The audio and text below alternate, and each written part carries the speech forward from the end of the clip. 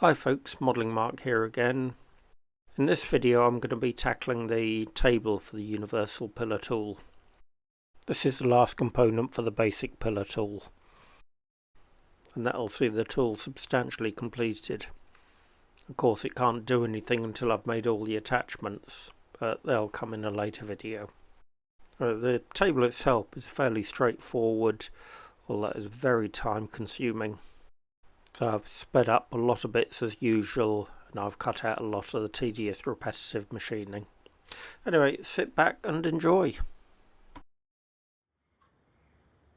The top of the table casting was nice and flat, so I've just bolted it directly to the faceplate on my lathe, and now I've just lined up the casting as best I can. It wasn't terribly round. Spigot wasn't terribly central, but it's as close as I can get it. I'm going to start by cleaning up the bottom of the rim of the table. There is a thickness for the table mentioned on the drawings, but it's not critical because everything's just sitting in fresh air. I'm just going to clean up the casting.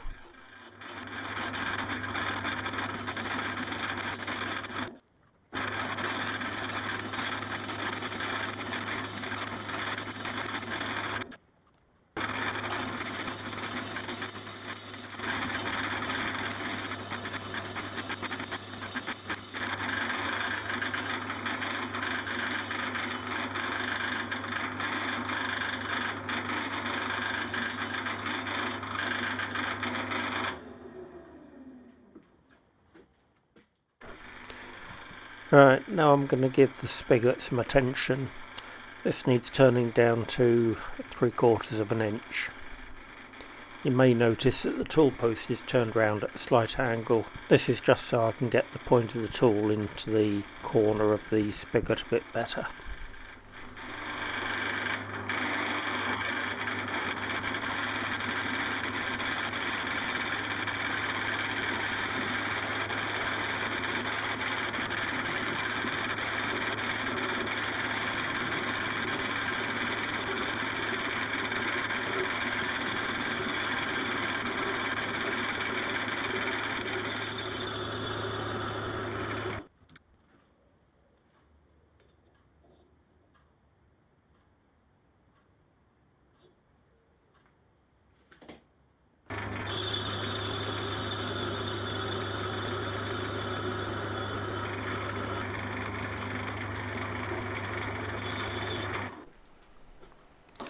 Now I want to be sure that the table spigot can fit on the base and also on both arms, so I'm checking all three of them. That's the first arm,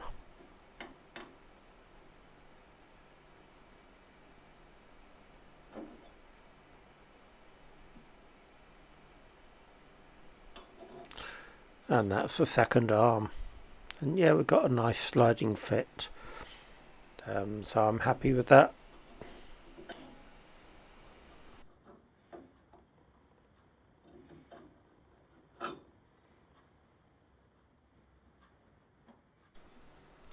Now I'll clean up the base of the spigot.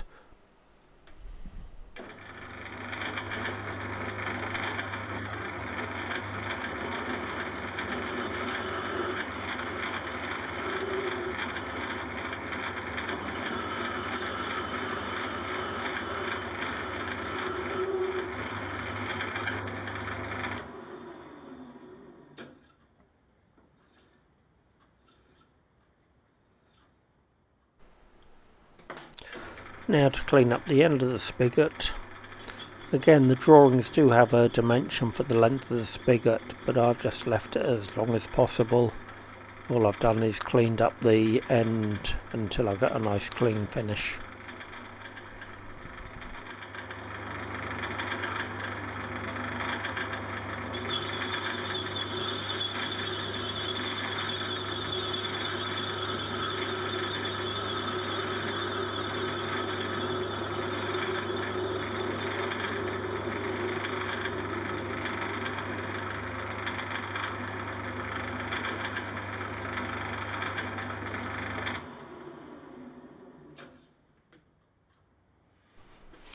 And the last operation for this setup is just to put a little chamfer on the end of the spigot.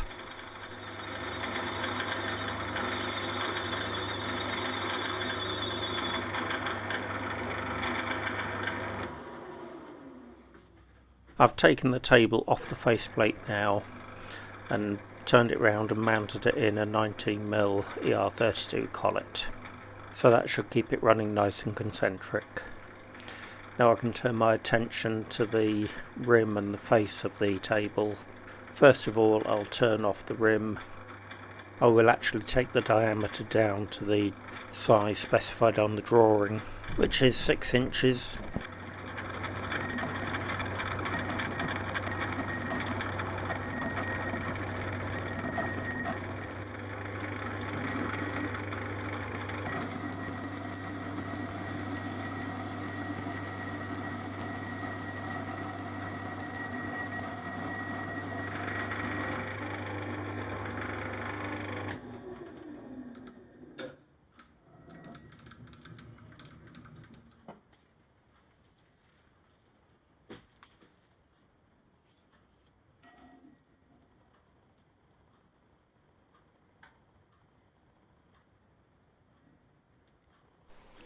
Almost there, just another cut or two to go.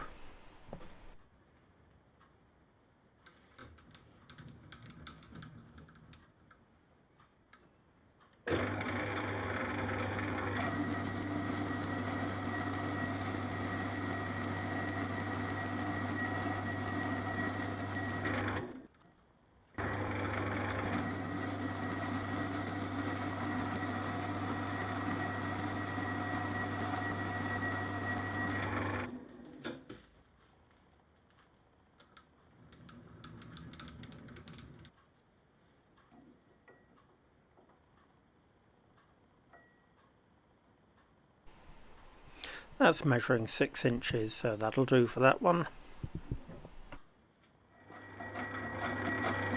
For the face of the table, I'm just going to clean up the casting to leave a nice machined face.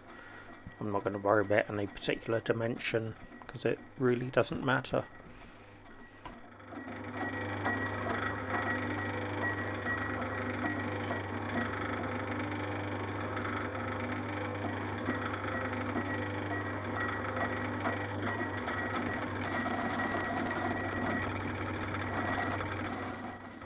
Now that's cleaned up nicely. That was a long turning operation, must have been about an hour, so I cut out the middle bit to save you the tedium that I had to endure.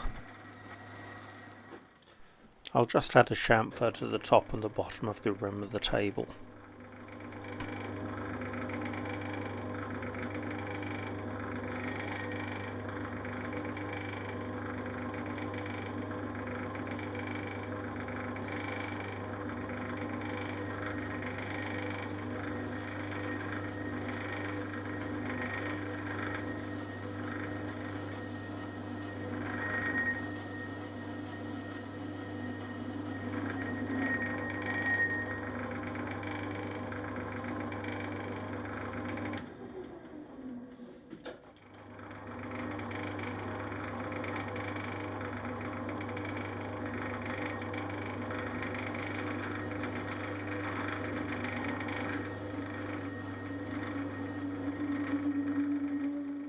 Now that sounded like chatter, but I was still getting a good finish, so I'm not sure what it was.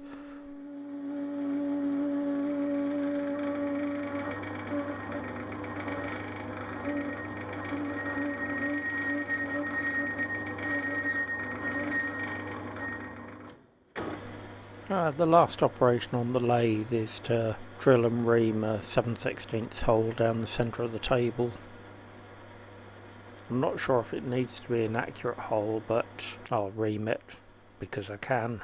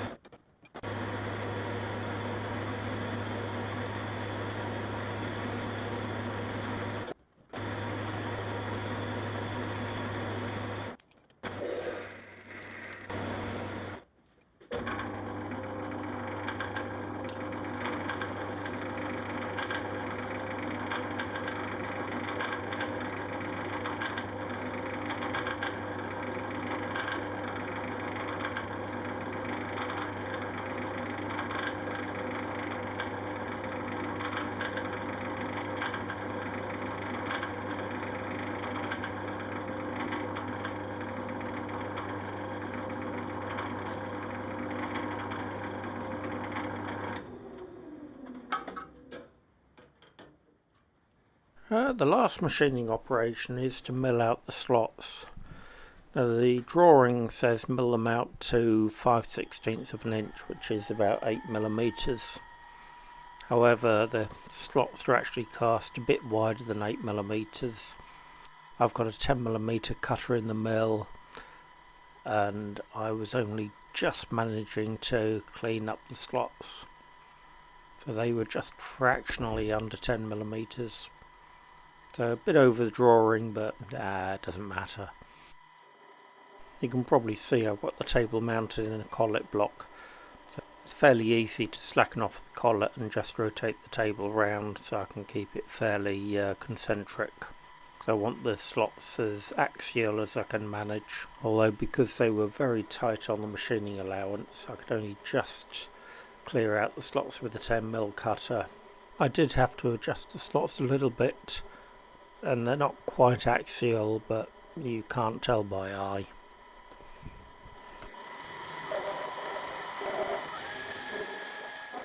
That was a very long, slow, tedious operation, milling out all 8 slots.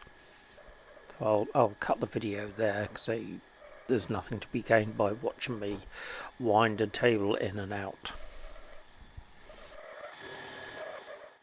Here's the completed table.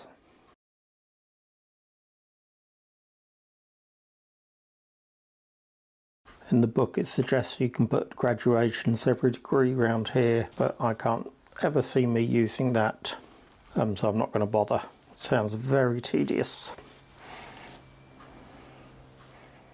That will also double as a faceplate for the lathe, and it can be mounted in an ER32 collet.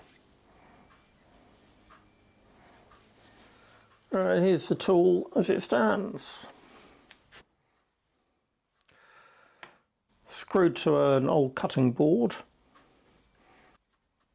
The collar here, which is there just to stop the arm dropping down too far.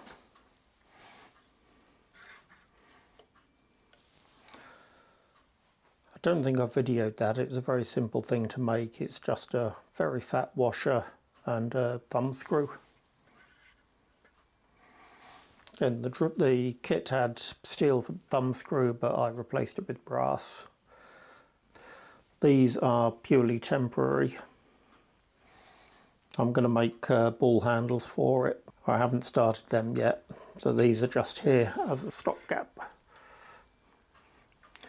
As you can see, it's about 1/8 of a turn from locked to free, so I'm very happy with the cotter pins. They lock nice and solid. And so once I get it all finished and painted up, it'll be a tool to be proud of. The next video will be making the small tapping attachment. Quite an interesting one with a little bit of precise taper turning. That actually went very well. If you enjoyed the video, please click the like and subscribe. I really appreciate it. Thanks again. See you next time.